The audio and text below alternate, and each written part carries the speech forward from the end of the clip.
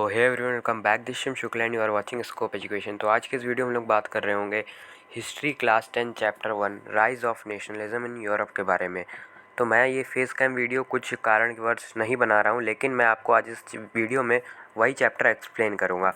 तो चलिए देख लेते हैं कि आज हम लोग कौन कौन से टॉपिक पढ़ने वाले हैं। तो आज के टॉपिक्स हैं the French revolution and the idea of nation, civil code of 1804, drawbacks of civil code of 1804 and the making of nationalism in Europe. तो ये चैप्टर मैं आपको आज एक्सप्लेन करूँगा। तो चलिए स्टार्ट करते हैं अपने सबसे पहले टॉपिक, जो है the pact between nation. Actually में ये एक पिक्चर है जो पहले पेज में है आपके हिस्ट्री के बुक के। तो यहाँ से जो क्वेश्चन आ सकते हैं वही मैंने पॉइंट्स लिखवा दिए, तो समझ लेते हैं क्या लिखा है। In 1848 Frederic Sorrieu, a French artist, prepared a series of 4 prints visualising dream of a world made up of democratic and social republic as he called them the pact between nation. मतलब कि 1848 में एक artist था, French artist Frederick सॉर्यू, उसने 4 pictures बनाई, जिसमें से जो ये पिक्चर है ये आपको दर्शा रही है। चारों पिक्चर क्या दर्शा रही थी एक्चुअली में कि डेमोक्रेटिक एंड सोशल रिपब्लिक, वो एक कल्पना कर रहा था एक ऐसे विश्व की जहाँ मतलब लोग आज़ाद हों और अपने मन मर्जी के अपने मुताबिक जी सकें। वही वो उन्होंने, और उसी चीज़ को उन्होंने एक पिक्चर बना दी। ठीक है, 4 टोटल पिक्चर बनाई थी, जिसमें से ये वाली पिक्चर आपके बुक में दी हुई है और इसका नाम है द पैक्ट बिटवीन नेशन। इसके बाद जो पॉइंट लिखा है वो है कि it shows the people of Europe and America. जो लोग आपको इस पिक्चर में दिख रहे हैं वो यूरोप के हैं और अमेरिका के हैं।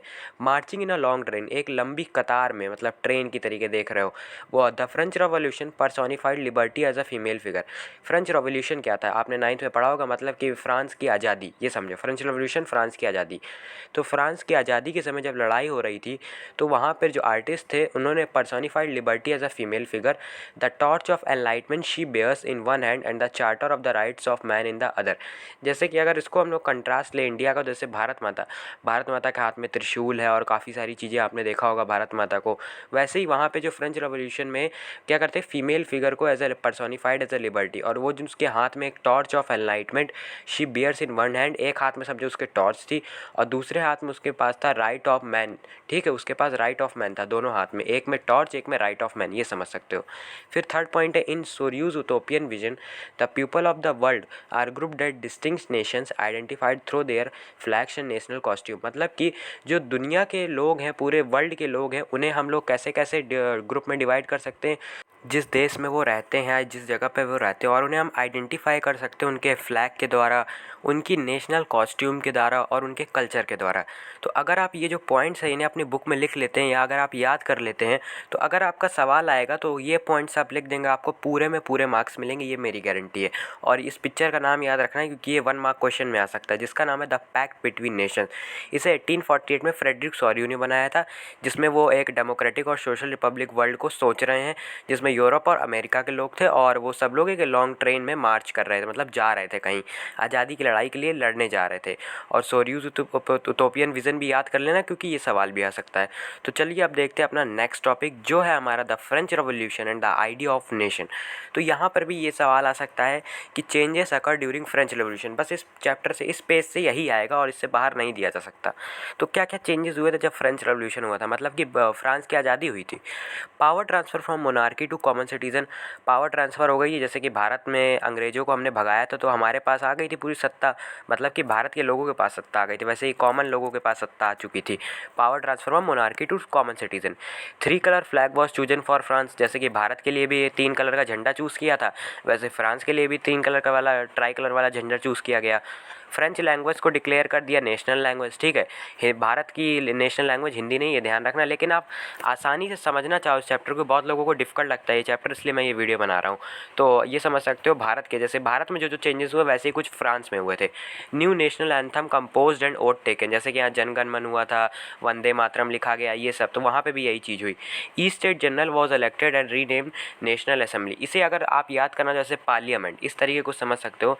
East state General was elected and renamed as National Assembly. Simple समझो, ईस्ट स्टेट जनरल जो था उसे रीनेम करके नेशनल असेंबली रख दिया गया था उसका नाम। ठीक है, internal custom duties and dues were abolished. जो इंटरनल कस्टम ड्यूटीज़ लगती थी, फालतू का जो पैसा लगता था वहीं पे, जैसे कि कहीं जा रहे हो आप, मान लो आप यहाँ से कहीं थोड़ा दूर गए, वहाँ पे कोई और राजा राज कर रहा है तो वहाँ पे टैक्स दो, ये वो, तो वो सब हट गया था। क्योंकि अब ये जो फ्रांस था वो एक किसके अंदर कंट्रोल में आ गया था, कॉमन सिटीज़न के, और मोनार्की रूल हट गया था। तो यही चीज़ था the French revolution and the idea of nation.